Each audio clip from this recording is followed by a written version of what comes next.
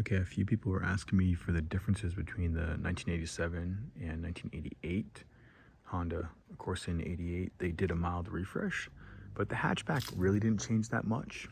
But there are a few things. So this is my 87 here, and this is my 88's parts car that I'm trying to get back on the road. The first difference, and really the main difference on the outside, is this trim piece here on the headlights. Not sure if you can see it very well, but see, these have sort of a hatch square grid sort of pattern, which also goes into the grille and into the corner lights.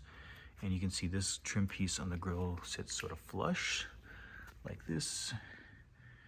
And on the 88, the headlights actually have lines, horizontal lines, which go into horizontal lines on the corner headlights and horizontal lines on this little piece on the grille.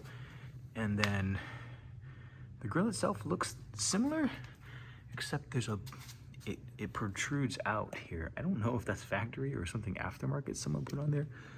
It looks factory to me, where this one's flush. So that's the main difference that I noticed so far on the exterior. On the interior,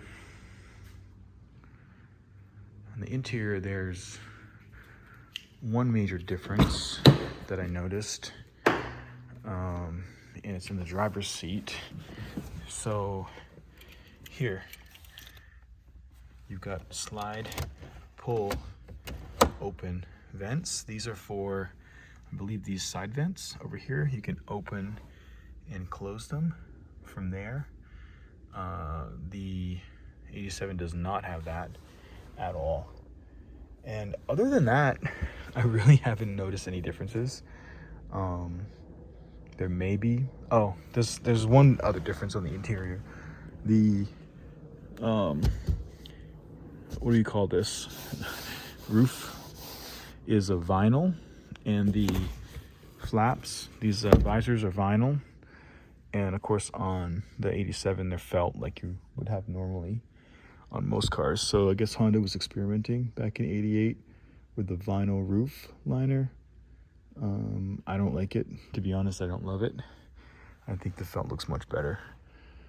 These seats are different, but I believe these have been recovered. Same thing for the back seats.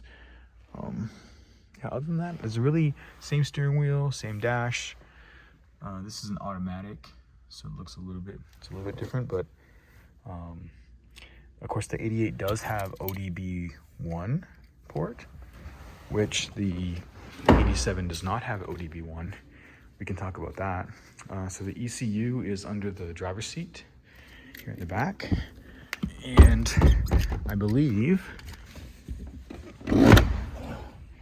that this here, which has a paper clip in it, which I was testing, is the ODB1 diagnostic port, which if you have an ODB1 reader you can plug into, or you can jump it with a paper clip. And then under here is the ECU. The 87 also has an ECU in here. This is a little flap which you can put down to see flashing LED lights, which will flash a code. Actually, you know what? Now that I mention that, this also something on this seat as well. So I think that's not the ODB1 port. Maybe that's the seat belt. It may actually be the seat belt detector. But everything I said about the ODB1 is true. I'm not sure where the port is. I think it may be on the driver's side passenger footwell. I thought they changed these headlights. So these are orange on the 87.